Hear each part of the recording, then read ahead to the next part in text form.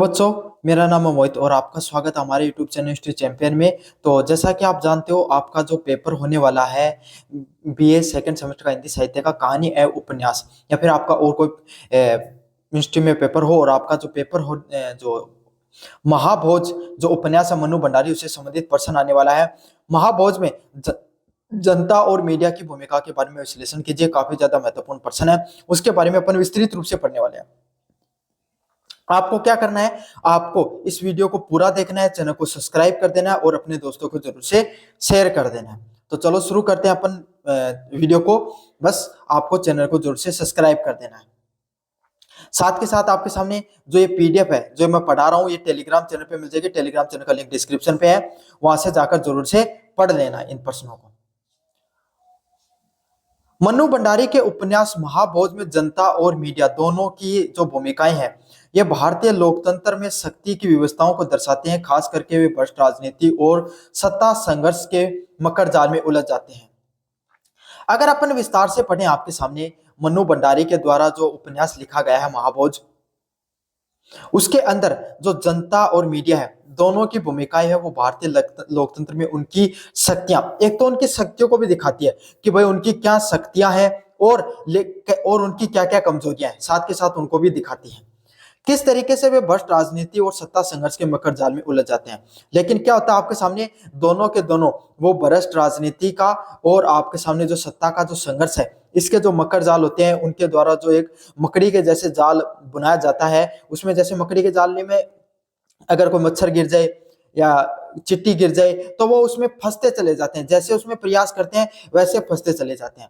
इसी तरीके से इन राजनेताओं ने एक बहुत ही सोचा समझा क्या किया है, एक बहुत ही सोची समझी व्यवस्था चालू कर रखी है, जिसमें मकड़ी के जैसे जाला इन्होंने राजनेताओं के द्वारा बुना हुआ है और आम जनता है, मीडिया है, अन्य कोई व्यक्ति है, उस जितना ज्यादा उसके अंदर गहराई के अंदर जाता है उतना ही फंसता चला जाता है।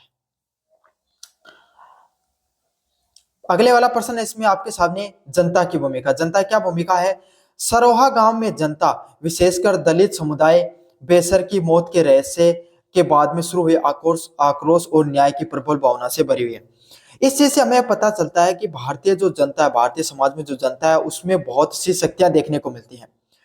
इस टिप्पणी हमसे हमें जब पता चलती है, जब सरोहा गांव में एक दलित समुदाय का एक लड़का होता है बेससर, जिसको बिंदु के नाम से भी जाना जाता है, उसकी मौत के बाद में एक बहुत बड़ा जन आक्रोश देखने को मिलता है, जिसमें आपके सामने जो जनता है उसको न्याय से भरी भावना है वो प्रबल हो जाती है कि भाई उनमें होता है कि हमें इसको न्याय दिलाना है, इसकी मृत्यु हुई तो क्यों हुई।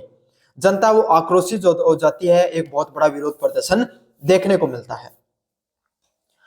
वे प्रदर्शन करते हैं और सच्चाई की मांग करते हैं, और वो क्या करते हैं, बहुत बड़ा विरोध प्रदर्शन दिखाते हैं। जनता आक्रोशित हो जाती है और वे आपके सामने कि इसकी मौत हुई तो कैसे हुई, इसकी सच्चाई सबके सामने लाने के लिए वे प्रयास करते हैं। हालांकि उपन्यास में दिखाया गया है कि जनता और अपनी गरीबी, शिक्षा और सामाजिक स्थिति के कारण राजनेताओं के हाथों से आसानी से प्रभावित हो जाती है। क्या दिखाया गया है? जनता है, जनता की बहुत सी कमजोरियां हैं। एक तो गरीब जनता है, भाई दलित वर्ग से आते हैं तो गरीब वैसे ही है, उनके पास इतना ज्ञान नहीं है, उनके पास उतना पैसा नहीं है। राजनीतिक और आपके सामने जो प्रशासन है जिसमें पैसे का बहुत महत्व है, वो उसको आपके सामने उनके सामने टिकने के लिए उनके पास पैसा नहीं है। अशिक्षा है, वो इतने पढ़े लिखे नहीं है, उनको अपने हक और अपनी जिम्मेदारियों का ज्ञान नहीं है। साथ के साथ सामाजिक स्थितियों का क्या हो जाता है, वो राजनेताओं के हाथों से आसानी से प्रभावित हो सकते हैं। उनको राजनेता जैसा बहला दें, जैसा बगला दें, जो उन्हें कह दें, वो उनसे आसानी से प्रभावित हो जाते हैं और उनसे बहुत ही आसानी से शोषित भी हो जाते हैं। नेता उन्हें छोटे मोटे लाभों, जैसे कि कोई सरकारी नौकरी का लाभ दे दिया, या फिर आपके सामने उसको कि भाई हम न्याय दिला देंगे, 10 दिन में आपके सामने अपन ये जो एसआईटी का गठन कर रहे हैं, 10 दिन में हम आपके सामने 10 दिन में आपको न्याय मिल जाएगा, 15 दिन में न्याय मिल जाएगा आपको। कुछ पैसे के लिए क्या करते हैं, छोटे मोटे लाभों के लिए झूठे वायदे और जातिगत भावनाओं से बरगलाते हैं। क्या करते हैं, सबसे पहले वो आपके सामने लाभ की बात करें कि भाई आपको सरकारी नौकरी दिला दी जाएगी, घर में से एक सदस्य को संविदा पे परमानेंट आपको 10 लाख 5 लाख रुपए दे दिए जाएंगे। इस तरीके से झूठे वायदे करते हैं वो, फिर जनता से, है ना, कि भाई 5 दिन में आपको न्याय भी दिला दिया जाएगा। हम बात करते हैं, वो आपके सामने बात करते हैं अधिकारियों से, और फिर क्या करते हैं, इन दोनों के साथ जातिगत भावनाएं भड़काते हैं। जिस जाति के व्यक्ति होता है उसको दूसरी जातियों के खिलाफ भड़काते हैं और दूसरी जातियों को उनके खिलाफ भड़काते हैं, ताकि उनको राजनीतिक लाभ मिल सके। जनता जनता है वो अंततः उनके लिए सिर्फ एक वोट बैंक बनकर रह जाती है। उनको किसी से कोई मतलब नहीं है, ना तो उनको एक जाति से मतलब है, ना उनको दूसरी जाति से मतलब। उनको तो सिर्फ अपने वोट बैंक से मतलब है, और जिसको वो किसके लिए करते हैं, चुनाव के दौरान उपयोग में लेते हैं। और ताकि उन्हें पता भाई अगर ये जातिगत भेदभाव देखने को मिलेगा, जब तक जातियों में बटे रहेंगे, तब तक जो जिस जाति का नेता होता है वो उसका पूरा का पूरा फायदा उठाता है। और जैसे आपके सामने चुनाव खत्म होते हैं, जैसे मामला थोड़ा सा ठंडा हो जाता है आपके सामने, बस कैसे ना कैसे चीजों को थोड़ा डिले किया जाता है, कैसे ना कैसे जो पूरी प्रक्रिया है उसको थोड़ा सा बस देरी कर दो उसमें। जैसे पूरी प्रक्रिया में देरी हो जाती है, सब कुछ बुला दिया जाता है। उनकी न्याय की चाहत और आक्रोश को राजनीतिक दलों द्वारा अपनी सुविधा अनुसार मोड़कर दबा दिया जाता है। मतलब उनकी जो न्याय है, जनता चाहती है कि उन्हें न्याय मिले, जो उनकी हक की लड़ाई है वो लड़ी जाए, लेकिन इन सब चीजों को जो उनके अंदर आक्रोश देखने को मिलता है, इस चीज को राजनीतिक दल क्या करते हैं, अपनी सुविधा के लिए, अपने फायदे के लिए मोड़ तोड़ कर आपके सामने दबाकर भेज देते हैं। आम जनता की असहायता उजागर होती है, और इस चीज से क्या पता चलता है, जो आम जनता है उसकी असहायता है, उसका पता चलता है कि वो चाहते हुए भी कुछ नहीं कर पाते हैं, और सारा का सारा लाभ कौन ले जाते हैं, ये राजनेता, वो सारा का सारा लाभ है वो लेकर चले जाते हैं। वे विरोध करते हैं, जनता है भाई, वो कोई भी अन्याय की घटना होगी उसके खिलाफ विरोध प्रदर्शन करती है, वो अपने तरीके से हर संभव प्रयास करते हैं। उनकी शक्ति संगठित नहीं हो पाती है, लेकिन क्या होते हैं, ये नेता है वो कोई लाभ देने के लिए, कोई राजनीतिक के लिए, या कोई उसमें कोई बड़ा नेता होगा उसको आपराधिक मामले में फंसाकर किसी ना किसी तरीके से क्या कर देते हैं, उस जो विरोध प्रदर्शन होता है उसको तोड़ मरोड़ दिया जाता है। और उनकी जो शक्ति है वो इकट्ठी नहीं होती है, संगठित नहीं होती है, और कोई शक्ति जब तक संगठित नहीं होती है तब तक उसका कोई लाभ नहीं हो पाता है। वे प्रभावशाली लोगों के आगे झुकने को विवश हो जाते हैं, और मजबूरी में उन्हें जो प्रभावशाली लोग होते हैं उनके आगे झुकना पड़ता है। अगले वाला पॉइंट आपके सामने मीडिया की भूमिका की बात करें। उपन्यास में मीडिया को लोकतंत्र के चौथे स्तंभ के रूप में चित्रित किया गया है। और उपन्यास में नहीं, भारत के जो चौथा स्तंभ होता है, विधायी पालिका, न्यायपालिका, कार्यपालिका के अलावा मीडिया को चौथा स्तंभ बना गया है, वो उसके रूप में दिखाया गया है, जो सत्य को उजागर करने का प्रयास करता है, लेकिन वह भी सत्ता और व्यवस्था के दबाव में अछूता नहीं है। यहाँ पर आपके सामने एक पत्रकार, सत्य राय नाम के जो एक पत्रकार दिखाया गया है, जो क्या होता है, एक सच्चा पत्रकार होता है, जो प्रयास करता है कि कैसे भी करके मैं जो सत्यता है, जो ये बिंदु की जो मौत हुई है आपके सामने, उसकी वास्तविकता को दुनिया के सामने ला सकूं। उसके लिए वो प्रयास भी करता है, लेकिन अब उसका भी क्या कर दिया जाता है, उसके ऊपर भी राजनेता है और ये जो व्यवस्था है, पुलिस प्रशासन है, उसका दबाव रहता है, और वो भी दबाव से अछूता नहीं रहता भाई। उसको भी दबाव दिया जाता है कि अगर तुमने सच्चाई दिखा दी है तो फिर तुम्हारा भी जो संपादक है भाई, दत्ता बाबू, उसको उस पे प्रभाव आपके सामने क्या देखने को मिलता है, एक प्रेशर देखने को मिलता है उसके ऊपर कि वो सच्चाई और ईमानदारी से काम ना करे, इस वास्तविकता को नहीं दिखाई जाए। इस कहानी के अंदर समाचार पत्र होता है, मसाल के जो संपादक होते हैं, ये जो आपके सामने जो उपन्यास देखने को मिलता है, इस उपन्यास में एक पात्र है, जो समाचार पत्र है वहां पर देखने को मिलता है मसाल, उसके संपादक है दत्ता बाबू। जो दत्ता बाबू हैं वो इसके क्या देखने को मिलते हैं, संपादक देखने को मिलते हैं, और उनके पत्रकार बिस्सू जैसे पात्र ईमानदारी से बेससर की मौत की सच्चाई तक पहुंचने और सार्वजनिक करने की कोशिश करते हैं। ऐसी बात नहीं है कि मीडिया इस सब चीजों की सच्चाई दिखाने का प्रयास नहीं करती है, प्रयास तो करती है। इसमें मसाल एक समाचार पत्र है, उसके संपादक दत्ता बाबू और जो उसकी जो पत्रकार है बिस्सू, वो सच्चाई दिखाने का प्रयास तो करते हैं, सार्वजनिक करने का प्रयास करते हैं, लेकिन पुलिस की मिली भगत व राजनीतिक साजिशों को पर्दाफाश करने के भी प्रयास करते हैं। वो प्रयास करते हैं आपके सामने कि पुलिस किस तरीके से जो बिंदु किया विशेष सर की जो मौत हुई है उसको दुनिया के सामने लाया जाए, लेकिन पुलिस है उसकी मिली भगत, पुलिस जो आपके सामने जो अपराधियों को संरक्षण देती है, जो सच्चाई को, जो सबूतों को मिटाने का प्रयास करती है, जो सच्चाई के रखवाले होते हैं, वही सच्चाई को आपके सामने मिटाने वाले बन जाए तो वास्तविकता कैसे सामने आ सकती है।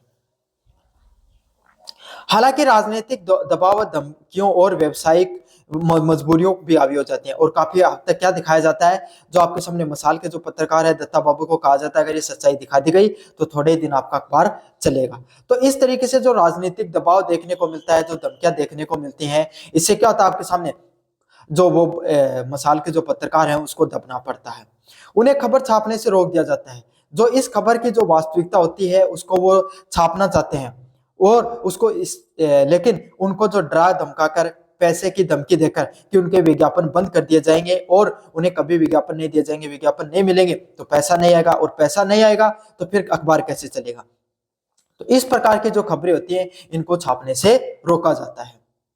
और कभी कभी उन्हें स्वयं भी समझौता करने के लिए मजबूर होना पड़ता है। वो बहुत प्रयास करते हैं सच्चाई दिखाने के लिए, लेकिन उन्हें क्या होता है आपके सामने समझौता करने के लिए मजबूर होना पड़ता है। दत्ता बाबू भी अंत में सच्चाई को पूरी तरीके से प्रकाशित करने में असमर्थ रहते हैं, और जो दत्ता बाबू हैं वो प्रयासरत थे कि कैसे भी करके सच्चाई को वो जनता के सामने लाया जाए, लेकिन उनकी व्यावसायिक मजबूरियां होती हैं। अगर अखबार में आपके सामने जो विज्ञापन नहीं मिलेंगे तो सच्चाई सामने नहीं आएगी, तो अखबार कैसे चलेगा, और अखबार नहीं चलेगा तो फिर वो आगे काम कैसे कर पाएंगे, उनका जो बिजनेस है व्यापार है वो ठप हो जाएगा। तो इस तरीके से जो उनकी व्यापारिक मजबूरियां हैं उसके आगे उन्हें दबना पड़ता है। जो राजनीतिक जो दबाव है वो देखने को मिलता है। यही स्थितियां आपके सामने मीडिया की स्वतंत्रता की सीमाओं को दिखाती है, और यही आपके सामने जो वास्तविकता ये किस चीज को दिखाती है, हमारी जो मीडिया होती है उसकी वास्तविकता को भी दिखाती है। यही है मीडिया आपके सामने जो भारत में जो सच्चाई है मीडिया की वो दिखाती है। आज भी ये देखने को मिलता है, आज के समय भारतीय जो मीडिया उसको सत्ता का चाटुकार क्यों कहा जाता है, क्यों? क्योंकि उन्हें पता है अगर वो सत्ता की चाटुकारिता नहीं करेंगे तो उन्हें विज्ञापन नहीं मिलेंगे, और विज्ञापन नहीं मिलेंगे तो फिर जो आपके सामने उनका मीडिया हाउस है जितने लोग काम करते हैं वो कैसे करेंगे। बिना मीडिया के विज्ञापन के कुछ भी नहीं हो पाता है। जहां वे न्याय के वाहक होते हुए भी शक्तिशाली राजनीतिक और आर्थिक ताकतों के आगे ऐसा ही हो जाते हैं। भाई आज के सामने पूरी दुनिया वो पैसे के सहारे चलती है, पैसा है तो सब कुछ है। तो यही चीज देखने को मिलता है, वो न्याय के वाहक होते हैं। जो मीडिया वो बहुत शक्तिशाली है, वो न्याय के आधार पर चलती है, लेकिन वो इतनी शक्तिशाली होते हुए भी क्या होती है आपके सामने राजनीतिक व आर्थिक ताकतों के आगे क्या हो जाती है, ऐसा ही हो जाती है। इस उपन्यास में दिखाया गया कि कभी कभी मीडिया सनसनीखेज खबरों के पीछे भगाकर वास्तविक मुद्दों को गौण कर देती है, और ये देखने को मिलता है ब्रेकिंग न्यूज, हेडलाइन, इन सब चीजों की जो बहुत सनसनीखेज खबर दिखाकर जो वास्तविक मुद्दा है उसको दबा दिया जाता है। जो बहुत बड़ा मुद्दा होता है उसको पीछे छोड़ दिया जाता है। कुल मिलाकर महाभोज में जनता और मीडिया दोनों ही एक भ्रष्ट राजनीतिक व्यवस्था के शिकार और मोहरे बन जाते हैं।